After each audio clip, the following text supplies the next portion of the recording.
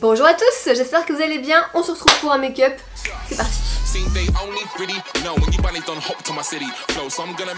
va être un make-up que je vais réaliser avec des nouveaux produits que je ne connais pas, que je n'ai jamais essayé, et vous aurez comme ça mes avis en direct. Il y a juste par contre le fond de teint et l'anti-cerne, là j'ai pas de nouveauté donc je vais mettre mes produits habituels. Et je vous ai expliqué un peu ce qui m'est arrivé sur Snap quand j'ai acheté ces nouveaux fonds de teint. J'ai profité il y a 3 semaines d'être à Paris pour aller chez Sephora et pouvoir acheter les fonds de teint sur lesquels je louche depuis un bout de temps, mais comme on n'a pas de Sephora en point de vente physique en Belgique, via internet c'est beaucoup trop compliqué pour choisir sa teinte de fond de teint. Et il y avait 3 fonds de teint qui me faisaient de l'œil. Le Lock It de chez Kat Von D, vu que l'anti-cerne était super bien, je me suis dit je vais essayer celui-là. Ensuite, je venais à peine d'entendre parler, genre 3 jours auparavant, du Forever de chez Dior. Et le troisième que je voulais depuis longtemps aussi, c'est le Luminous Silk de chez Giorgio Armani. Et oui, ce sont que des fonds de teint hors de prix, on est d'accord. Donc déjà, je me suis ruinée en 3 fonds de teint. Ouais, en même temps, moi mes fonds de teint préférés, c'est ceux de chez L'Oréal et Maybelline, donc ils me coûtent pas très cher en temps normal. Je me suis dit pour une fois, je vais tester autre chose. Du coup, qu'est-ce qui s'est passé avec ces fonds de teint? Le Lock It est super bien. Il est haute couvrance et très longue tenue. Il tient sa promesse. Le Luminous Silk de Giorgio Armani, il est bien aussi. Sa promesse, c'est couvrance moyenne et peau lumineuse. Il la tient. Mais franchement, mon Lumi Magique de chez L'Oréal, mon fond de teint de tous les temps, donne le même rendu. Ouais, par contre, j'ai une très mauvaise nouvelle. Le Lumi Magique va être arrêté.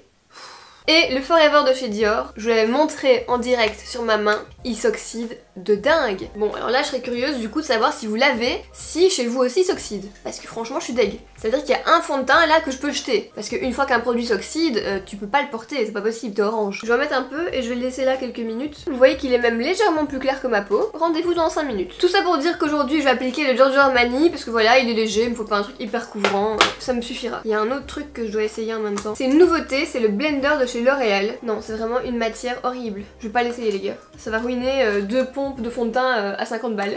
je vais le mettre là et puis je vais essayer un tout petit peu avec le blender L'Oréal. Vous voyez, c'est vraiment naturel hein. On le perçoit même pas le fond de teint sur ma peau. Je prends un tout petit peu là. C'est hyper dur. Non, laisse tomber, c'est pas possible.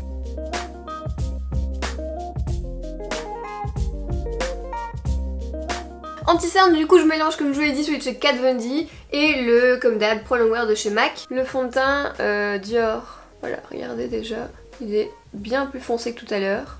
Putain, la couche d'anti-cerne meuf.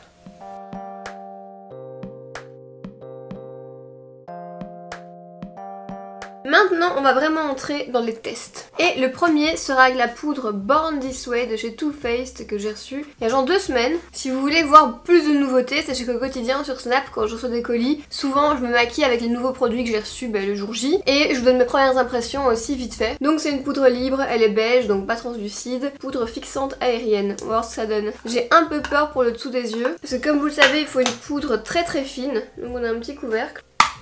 Ouf. Ah, c'est pratique ça. Voilà. Bon, d'abord je retends le produit.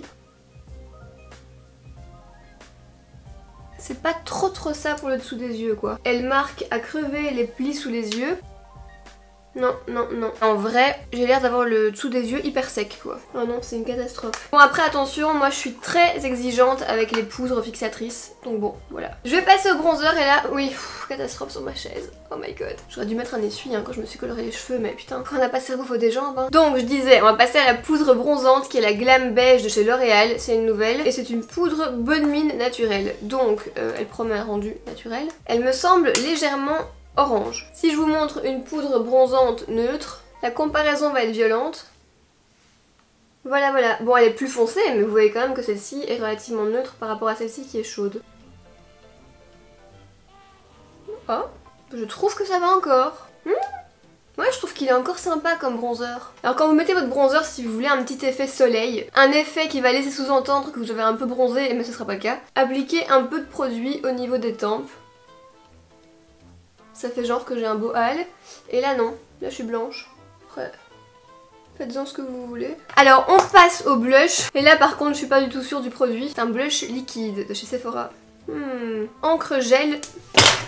Putain. Je disais, c'est le encre gel pour les joues. Donc je vais l'ouvrir parce qu'il est encore fermé. Regardez la différence entre mon anti-cerne qui n'a pas bougé, qui est toujours aussi clair, qui est là, et le fond de teint Dior qui est là. En plus ça m'a l'air d'une couleur assez vive.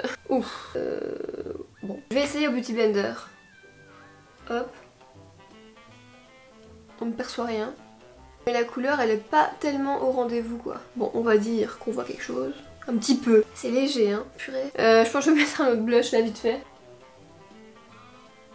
Je vais faire mes sourcils hors caméra. Voilà.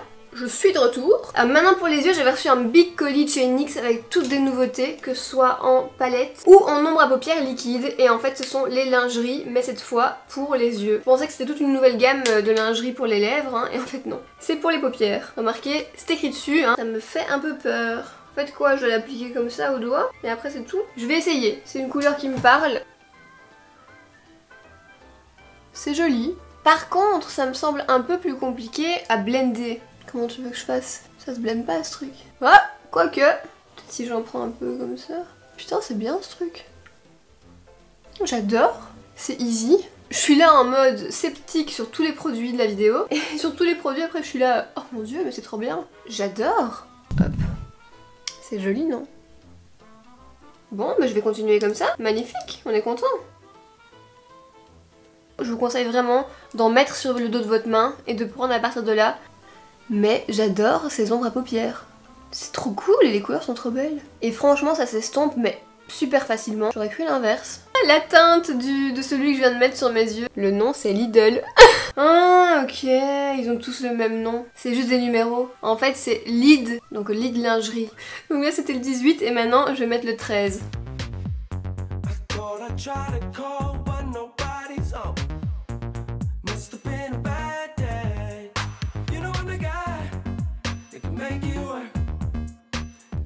Je vais prendre quand même la palette et je vais prendre ce beige là pour essayer de faire une petite transition. Nickel. Alors ces couleurs sont tellement belles, je vais mettre celle-ci sur ma paupière, forcément, pas dans mon cul.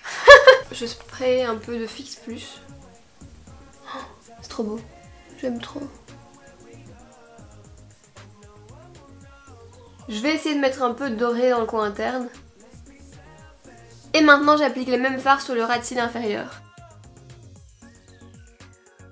Comme vous voyez je le descends assez bien, je trouve ça super joli. Ça fait vraiment un beau fumé. Et en le reliant au fard de la paupière supérieure, ça agrandit le regard de dingue.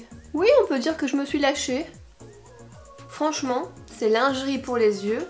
Mais waouh quoi. Bon évidemment pour tous les jours vous êtes libre de réduire l'intensité et la portée des fards. Mais moi j'adore quand c'est intense et bien large. Est-ce que je mets un petit trait de crayon noir? Non, les fards se suffisent à eux-mêmes. Et maintenant en mascara je vais tester le Superstar X Fiber. C'est un nouveau de chez L'Oréal. Je pense que j'ai testé une fois quand je l'ai reçu. Mais comme je l'ai reçu il y a genre 2 mois, je sais plus trop en fait. Je sais plus si j'aimais pas ou si j'étais mitigée. Donc on va le réessayer. J'ai déjà mon idée pour le rouge à lèvres.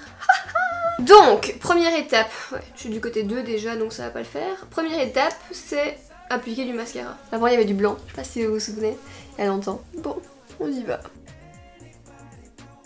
Bon, déjà le mascara en lui-même, il est pas ouf quoi. Il n'y a pas de volume je trouve. Phase numéro 2, là c'est des petites fibres. J'avais déjà essayé un mascara à fibres comme ça, d'une marque inconnue au bataillon, et j'avais pas du tout aimé. Parce que les fibres tombaient sous les yeux et tout, bah... Bref, on va essayer. Après t'en as dans les yeux et tout. Well, en fait j'étais pas mitigée, j'aimais juste pas. Voilà.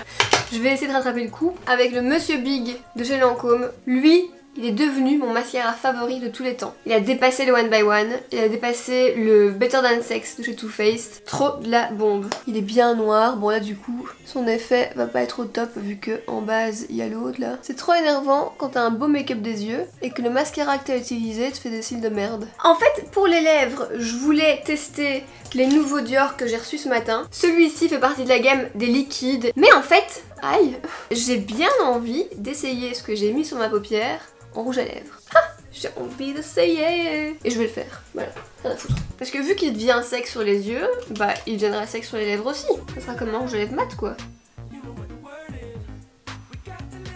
Par contre c'est plus compliqué à appliquer. En fait ce sont des textures qui sont assez translucides, pas tellement opaques, pour pouvoir justement être bien estompées, parce que forcément si tu mets un truc hyper opaque sur les yeux ça va être une catastrophe directe. Et du coup pour les lèvres il manque un peu d'opacité, mais c'est pas grave, on va mettre 2 couches. Nickel. Et du coup le rouge à lèvres est on ne peut plus en accord avec les fards à paupières. Hein. Je suis ravie, c'est une réussite. Ben voilà, aïe, premières impressions terminées. Qu'en pensez-vous? Dites-moi, vous aimez bien les yeux comme ça? N'hésitez pas à me dire en commentaire si vous voulez à nouveau ce genre de vidéo où je teste plein de nouveautés d'un coup. Et je peux en refaire dès que j'ai rassemblé assez de produits. Dans tous les cas, merci d'avoir passé ce moment avec moi. N'oubliez pas qu'on se retrouve sur les réseaux au quotidien. Et sinon, très vite dans une prochaine vidéo. D'ici là, portez-vous bien.